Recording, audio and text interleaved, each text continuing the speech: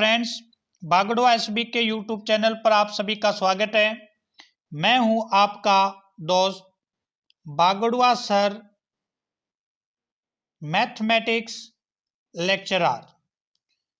आज फ्रेंड्स है 26 फरवरी और 26 फरवरी को स्वामी दयानंद सरस्वती की जयंती होती है।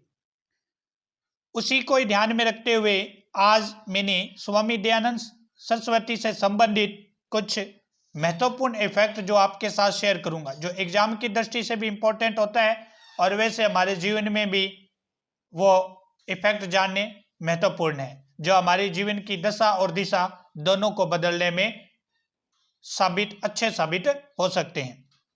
फ्रेंड्स, हम अपने टॉपिक को शुरू कर सकते हैं।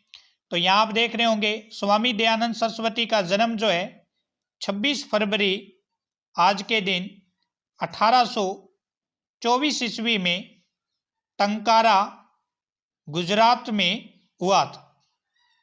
टंकारा गुजरात के अंदर इनका जन्म हुआ। फ्रेंड्स, इसमें अब हम देखते हैं, यहाँ देख रहे होंगे आप स्क्रीन पे, स्वामी दयानंद ने वेदों का भाष्य किया, इसलिए उन्हें ऋषि भी कहा जाता है।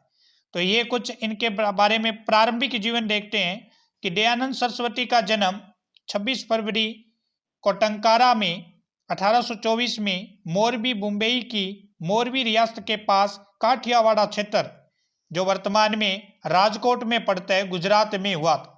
इनके पिता का नाम करसनजी लालजी तिवारी और माँ का नाम यशोदाबाई था।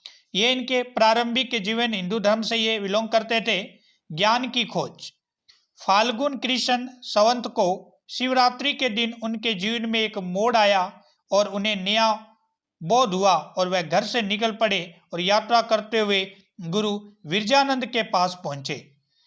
उन्होंने पाणिनि व्याकरण, पतंजलि योग सूत्र तथा वेद वेदांग का अध्ययन कराया गया और गुरु दक्षिणा में उन्होंने मांगा, विद्या को सफल कर दिखाओ और परोपकार करो, सत्य शास्त्र का उद्धार करो। ये विरजानंद ने, क्योंकि पहले प्रारंभ में जब भी शिष्य गुरु के पास शिक्षा लेता था तो उसके बदले में उसे गुरु दक्षिणा देनी पड़ती थी, तो गुरु दक्षिणा में विरजानंद ने ये कुछ मांग रखी थी।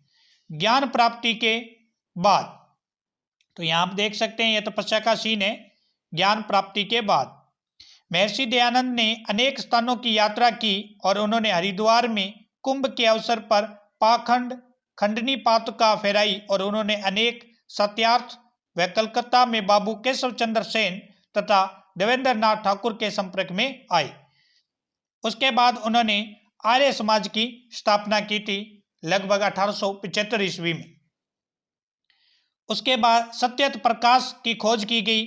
सत्यत प्रकाश एक बहुत ही फेमस इनकी क्या थी, कृति थी। ये देख सकते हो आप सत्यत प्रकाश का प्रभाव क्या पड़ा। उसके बाद फ्रेंड्स, वैचारिक आंदोलन, सत्यार्थ और व्याख्यान, वेदों को छोड़कर कोई अन्य धर्म ग्रंथ प्रमाण नहीं है, वेदों की ओर लौटो, इनका फेमस नारा था। समाज सुधार के रूप में इन्होंने काम किया था। महर्षि दयानंद ने तत्काल समाज में व्यापक सामाजिक कुरीतियां तथा अंधविश्वासों, रूढ़ी, बुराइयां, पाखंडों का खंडन व विरोध किया था। इसके अलावा फ्रेंड्स, आप देख सकते हैं स्वराज्य के प्रथम संदेशवाहक के रूप में इन्होंने काम किया। क्रांति की विमर्श थी इनके प्रति। इसके अलावा फ्रेंड्स, हम देखें अंग्रेजों को तीखा जवाब दिया। इधर उधर की कुछ औपचारिक बातों के उपरांत लॉर्ड नॉर्थब्रुक ने विनम्रता से अपनी बात स्वामी जी के सामने रखी। अपने व्यवसाय के प्रारंभ में आप जो ईश्वर की प्रार्थना करते हैं, क्या उसमें आप अंग्रेजी सरकार के कल्याण की भी प्रार्थना कर सकेंगे? तो गवर्नर जनरल की बात सुनकर स्वामी जी ने सहज ही सब कुछ समझ गए। उन्हें अंग्रेजी सरकार की बुद्धि पर तरस भी आया, जो उन्होंने ठीक तरह नहीं समझ सकी। उन्होंने निर्भीकता और दृढ़ता से गवर्नर जनरल को उत्तर दिया कि मैं ऐसी किसी भी बात को स्वीकार नहीं कर सकता। मेरी ये स्पष्ट मान्यता है कि राजनीतिक स्तर पर मेरे देशवासियों की निर्बाध प्रगति के लिए संसार की सभ्य जातियों के समुदाय में आर्यव्रत को सामान्य स्थान प्रदान करने के लिए अनिवार्य है। ये कुछ अंग्रेज को जवाब दिया गया था। हत्या का षड्यंत्र, स्वामी जी की मृत्यु जिन परिस्थितियों में हुई उसमें भी ये आभास मिलता है कि उसमें निश्चित ही अंग्रेजी सरकार का कोई षड्यंत्र था।